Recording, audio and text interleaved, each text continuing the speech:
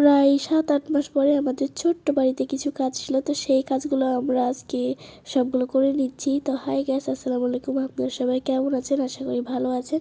আমরাও আপনাদের দোয়ায় আলহামদুলিল্লাহ ভালো আছি।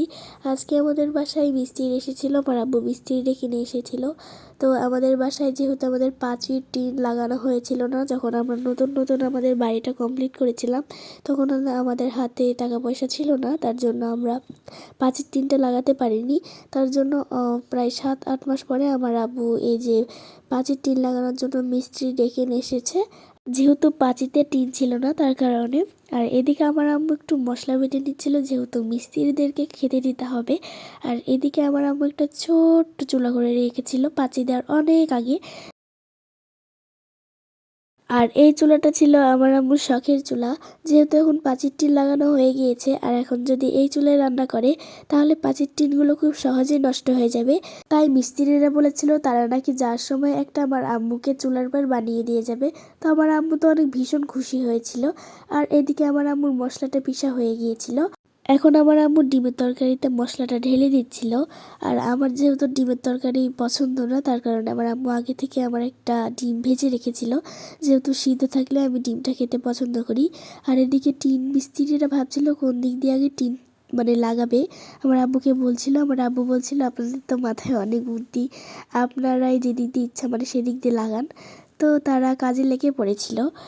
আর টিন লাগাতে যা যা লাগে আমার আম্মু সবই কিনে রেখে দিয়েছিল। আর এদিকে আমার আম্মু তরকারিটা চাখলো, দেখলো কেমন হয়েছে, তো মাসাল্লাহ ভালোই হয়েছে। আর এদিকে টিন মিস্ত্রির সবগুলো যতগুলো বাস আছে সব বাসে এভাবে লোহা মেরে নেবে, তো তাদের কাজগুলো অনেক ভালো। আর এদিকে আমার আম্মু বলছিল মিস্ত্রিদেরকে যে আপনাদের কাজ কত দূর। তো মিস্ত্রিরা বললো আর অল্প একটুই আছে, যেহেতু আমার আম্মুর রান্না প্রায় শেষের দিকে। আর আমার আম্মু কিন্তু অনেক তাড়াতাড়ি রান্না করতে পারে, যেহেতু আমার আম্মুর ডিম রান্না শেষ হয়ে আমার আম্মু আবার মাছ রান্নাও শুরু করে দিয়েছে। তো আমার আম্মুর ডিম রান্নাটা আপনাদের কাছে কেমন লেগেছে অবশ্যই কমেন্ট করে জানাবেন। আর এখন কিন্তু আমার আম্মু মাছ রান্না করছে, আর আমার কিন্তু মাছ খেতে অনেক ভালো লাগে, তাই জন্য আমার আম্মু আমার জন্য মাছ রান্না করতে শুরু করে দিয়েছে। আর আমার আম্মুর মাছ রান্না কিন্তু প্রায় শেষের দিকে, কিন্তু ভাজনা পিষা হয়েছিল না।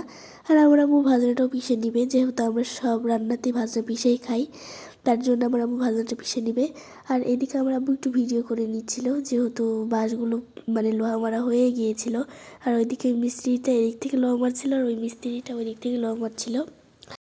আর এদিকে আমার আম্মু মাছের তরকারিতে ভাজা দেওয়ার জন্য ভাজাটা পিষে নিচ্ছিল।